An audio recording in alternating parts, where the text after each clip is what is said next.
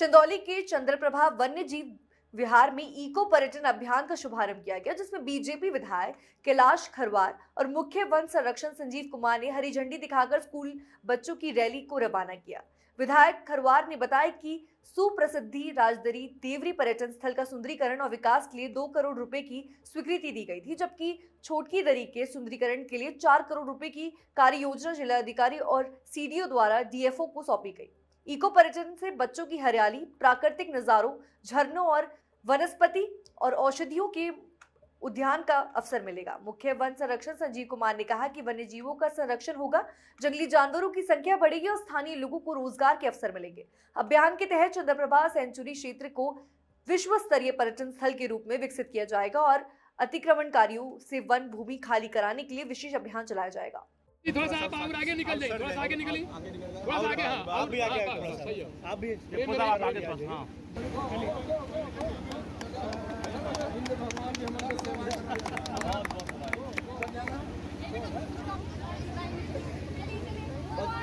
पाँच मिनट घूमना।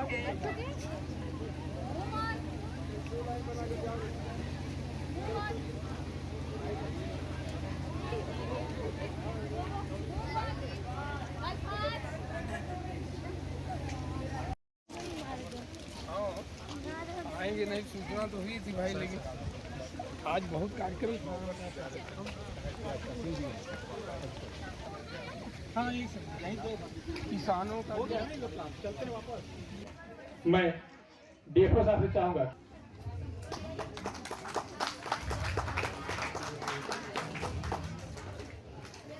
आप ही दोनों के कंधे पे हैं। दीजिए, कहानी भी आपकी जरूरत है। मैं हम लोग विद्यालय डोर टू डोर जाकर के आह्वान चलाएंगे। केवल आप अब खड़ा होइए, उत्तिष्ठ जागृत प्राप्त कुनेरी भवत।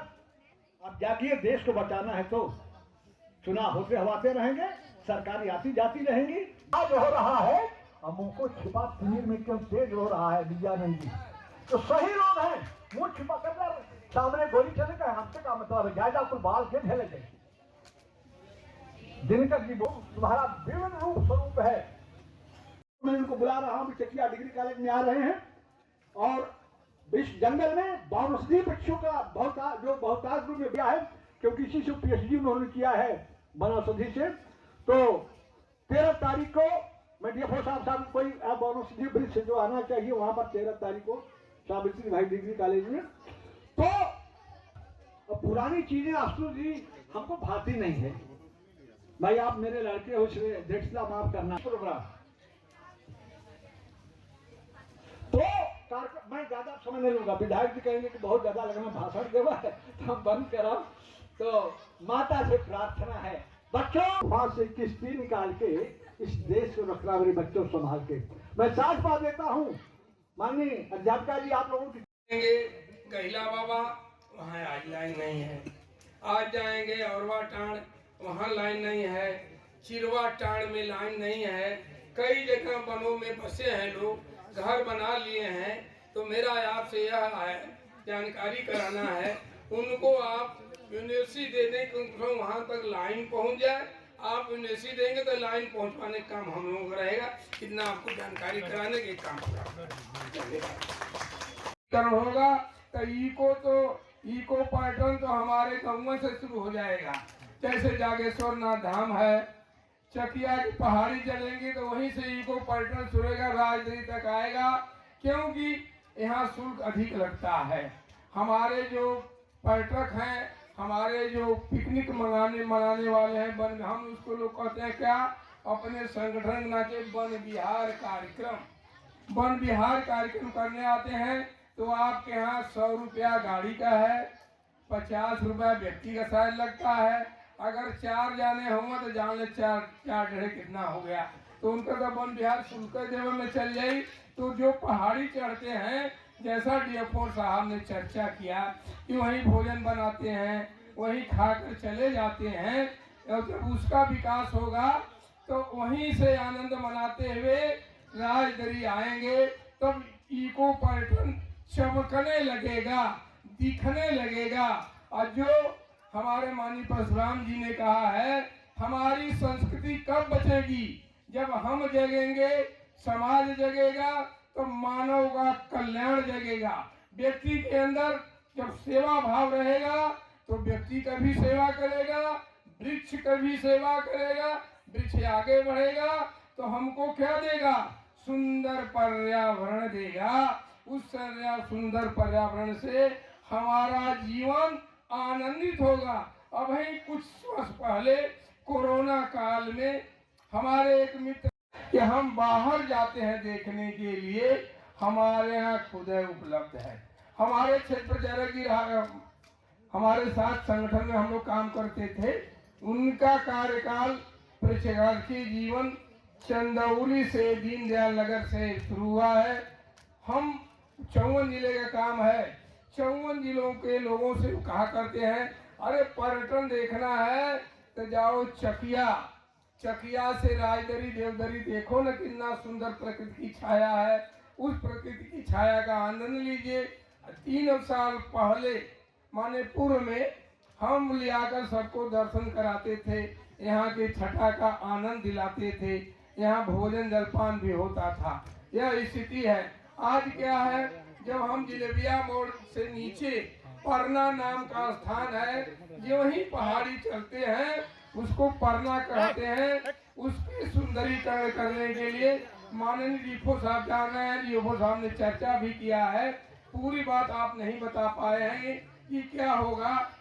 डीएम सीडीओ को ला करके हम लोगों ने सर्वे करा दिया और 4 करोड़ की परियोजना अभी हमको आपने अवगत कराया है। आश्रम में तो लकड़ी बीनकर गुरु को भोजन बनाने के लिए बुलाते थे, वो मर्यादा थे।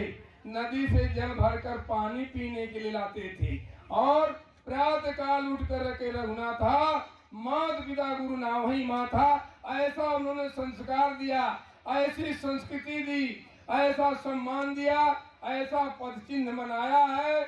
उनके पद चिन्हों पर चल करके अपने समाज को हम खड़ा कर रहे हैं। हमारे संस्कृति को मिटाने के लिए हुक आए, शक आए, यवन आए, सिकंदर आया, लेकिन हमारी संस्कृति को कोई बाल बांका नहीं कर सका। क्यों?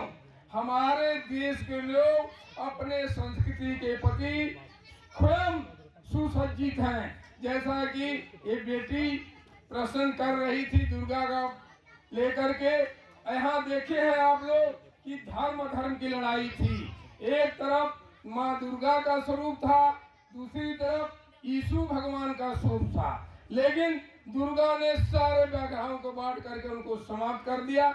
इस नाते यहाँ पर धर्म की विजय हुई है। जहाँ धर्म रहेगा वहाँ हमारी संस्कृति रहेगी, हमारा समाज रहेगा, हमारा देश रहेगा, हम रहेंगे। और पानी परशुराम जी ने जो चर्चा की, देश के मुखिया बनेंगे और हमारे देश के मुखिया माननीय नरेंद्र मोदी जी खुद में सन्यासी हैं, न बच्चे हैं न कोई है। जिनके बाल बच्चे रहते हैं तो अपने बच्चों के प्रति कुछ न कुछ आकर्षण खींचे ही ले जाता है, लोभ बढ़ जाता है। केंद्र में वो है, प्रदेश में योगी बाबा साधु सन्यासी हैं।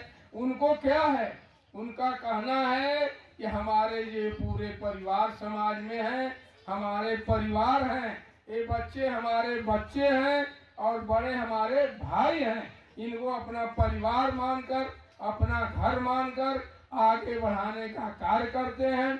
इस नाते उन्होंने पर्यटन की व्यवस्था की है, इको पर्यटन की व्यवस्था की है कि हमारे लोग जा करके वन क्षेत्रों में अपने को लाभान्वित गर्वान्वित हो, अपने जीवन को धन्य बनाए, कहीं दूसरे देश में न जाना पड़े। हमारे देश में तो खुदा है अच्छी धरोहर जो प्रकृति ने दिया है, ऐसा कहीं नहीं मिलेगा। केवल भारत ऐसा देश है जहां मिलेगा हमारी संस्कृति है। लेकिन इस संस्कृति को अपनाने के लिए हमारे आप जैसे समाज के लोगों की आवश्यकता है। क्या है? मर्यादा पुरुषोत्तम भगवान संस्कृति दिए हैं, सम्मान दिया है और एक मर्यादा दी है। और जो पढ़ने गए जो बच्चे छोटे हैं, आज राजदरी देवदरी में ये चकिया विधानसभा का नवगढ़ खंड का एक भाग है। यहाँ एक कार्यक्रम में, पहले इस कार्यक्रम में आप सभी लोगों का स्वागत बंधन है। यहाँ है इको टूरिज्म का शुभारंभ हुआ है, पर्यटन का, इको पर्यटन का शुरुआत हुआ है।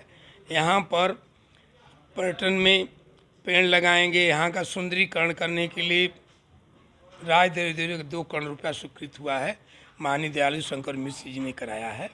इसका सुंदरीकरण होगा। जो वहीं आप पहाड़ से नीचे से ऊपर चढ़ेंगे तो दाहिनी तरफ एक परना है, झरना टाइप का, उसका भी विकास करने के लिए 4 करोड़ रुपया स्वीकृत हो गया है। उसकी सारी कार्य योजना बना करके जिलाधिकारी CDO ने DFO साहब को दे दिया है। आज इसको बढ़ावा देने के लिए कार्यक्रम का शुरुआत हुआ है, कई स्थानों पर है। उसी कार्यक्रम के लिए हम लोग यहाँ आए हैं। कितना लाभ होगा स्थानीय लोगों को इससे? स्थानीय लोगों को ये लाभ होगा कि यहाँ हरियाली बनेगी, सुंदर देखने के लिए मिलेंगे। उनको बाहर जाने के लिए जो टूरिज्म का काम देखते थे वो बाहर जा रहे हैं, उनके पैसे बचेंगे। और बच्चे आएंगे तो वनस्पति के विषय में, पेड़ के विषय में देखेंगे, अध्ययन करेंगे, उनका विकास होगा, एक समरसता पैदा होगा, रोजगार के भी अवसर मिलेंगे। हाँ, जब पेड़ खड़े होंगे तो अच्छे अच्छे वृक्ष रहेंगे, वनस्पति रहेंगी। यहाँ वनस्पति हैं तो औषधि का काम देंगी, दवा की। ऐसा कोई औषधि नहीं है जिनका कि दवा में उपयोग न हो। ऐसा कोई मानव नहीं है जो कि दवा का उपयोग न करता हो। ऐसा कोई अक्षर नहीं है जिनका कि मंत्र में उपयोग न हो। इस नाते हर पौधे हमारी औषधि हैं, उनको बचाएंगे तो हमारा जीवन सुरक्षित रहेगा। अभी 1-2 साल पहले कई करोड़ों पे आया था राजगिरी देवी सुंदरीकरण के नाम पे। हाँ, जिस हाल में आप मीटिंग कर रहे थे, कार्यक्रम कर रहे थे, वो उसका पूरा छतरी चूर रहा था, क्या कहेंगे आप? अब जो देखिए गड़बड़ी होगी ऊपर के अधिकारियों को बताकर उसको ठीक कराएंगे। अब बाकी रहेगा। विधायक जी, क्या कार्यक्रम रहा वन क्षेत्र में यहाँ? आज राजदरी देवदरी में ये चकिया विधानसभा का नवगढ़ खंड का एक भाग है। यहाँ एक कार्यक्रम में, पहले इस कार्यक्रम में आप सभी लोगों का स्वागत बंधन है। यहाँ है इको टूरिज्म का शुभारंभ हुआ है, पर्यटन का, इको पर्यटन का शुरुआत हुआ है।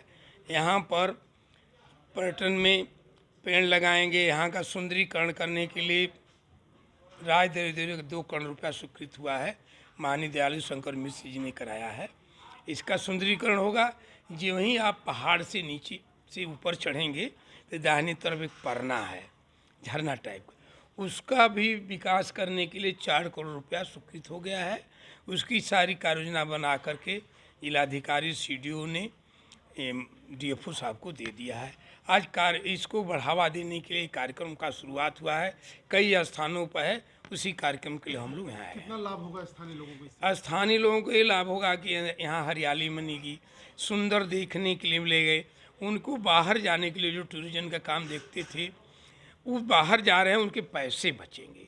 और बच्चे आएंगे तो वनस्पति के विषय में, पेड़ के विषय में देखेंगे, अध्ययन करेंगे, उनका विकास होगा, एक समरसता पैदा होगा, रोजगार के भी अवसर मिलेंगे। हाँ, जब पेड़ खड़े होंगे तो अच्छे अच्छे वृक्ष रहेंगे, वनस्पति रहेंगी। यहाँ वनस्पति हैं तो औषधि का काम देंगी, दवा की। ऐसा कोई औषधि नहीं है जिनका कि दवा में उपयोग न हो। ऐसा कोई मानव नहीं है जो कि दवा का उपयोग न करता हो। ऐसा कोई अक्षर नहीं है जिनका कि मंत्र में उपयोग न हो। इस नाते हर पौधे हमारी औषधि हैं, उनको बचाएंगे तो हमारा जीवन सुरक्षित रहेगा। अभी 1-2 साल पहले कई करोड़ों पे आया था राजगिरी देवी सुंदरीकरण के नाम पे। हाँ, जिस हाल में आप मीटिंग कर रहे थे, कार्यक्रम कर रहे थे, वो उसका पूरा छतरी चूर रहा था, क्या कहेंगे आप? अब जो देखिए गड़बड़ी होगी ऊपर के अधिकारियों को बताकर उसको ठीक कराएंगे। अब बाकी रहेगा। सर, वन क्षेत्र में है ये, चंदौली जनपद का काफ़ी सुदूर इलाका है, राजगिरी विश्व प्रसिद्ध पर्यटन क्षेत्र भी है। क्या कार्यक्रम में आप आए हैं? आज इको पर्यटन सत्र का शुभारंभ हुआ है। बरसात के बाद 1 नवंबर से जो भी हमारे वन्यजीव क्षेत्र हैं, अभ्यारण्य या प्रोजेक्ट टाइगर रिजर्व क्षेत्र, वहाँ पर 1 नवंबर से पर्यटकों के लिए खोला जाता है। उसी शुभारंभ के अवसर पर आज ये कार्यक्रम यहाँ आयोजित किया गया था। सर यहाँ बिजनौर से पकड़े गए तेंदुए भी छोड़े गए हैं। इस क्षेत्र को वन अभ्यारण्य की बात आपने कही, किस तरह से विकसित किया जा रहा है? अभी हम लोग तो कई तरीके से इस पर काम कर रहे हैं।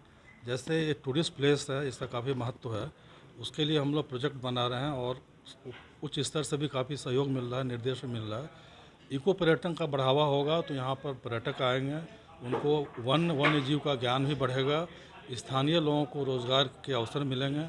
जब पर्यटक आते हैं तो उसके लिए आपको इंफ्रास्ट्रक्चर, सुविधाएं, ट्रांसपोर्ट, नाश्ता, भोजन सबकी व्यवस्था होती है, तो स्थानीय लोगों को भी लाभ मिलेगा। कुछ लोग नेचर गाइड के रूप में नियुक्त किए जाएंगे फ्यूचर में, ताकि हमारा इस क्षेत्र का विकास भी हो और पर्यटक की संख्या में बढ़ावा।